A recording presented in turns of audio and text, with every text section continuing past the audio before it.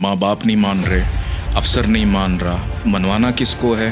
परवरदिगार को। वजीफ़ा है ये बहुत बड़ा वजीफ़ा है, अगर वो राज़ी हो जाए तो सब राज़ी। अस्सलाम वालेकुम नाजरीन, मेरी आपकी और हमारे गिरदोरवा में रहने वाले हर शख्स की ख्वाहिश होती है कि किसी न किसी तरह से अपनी किसी ख्वाहिश को पाया तक मील तक पहुंचाया जाए।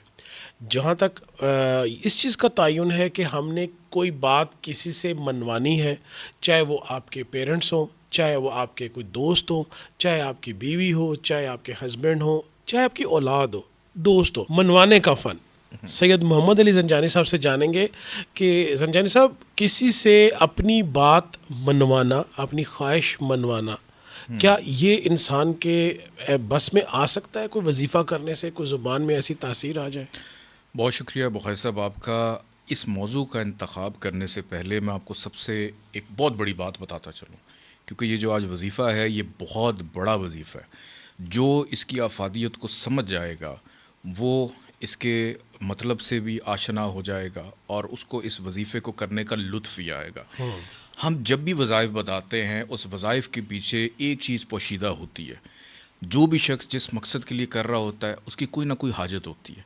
यानी मनवाना किसको है? परवरदिगार को, अल्लाह की ज़ात को, कि वो हमारे पे मेहरबानी कर दे।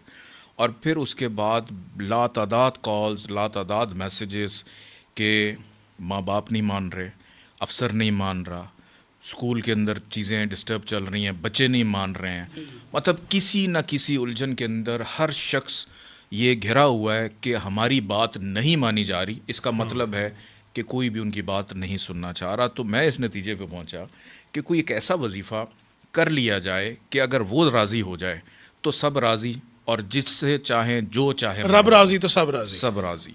तो उसके लिए फिर कुरान पाक को जब हम पढ़ते हैं तो उसमें सूरह यूनुस की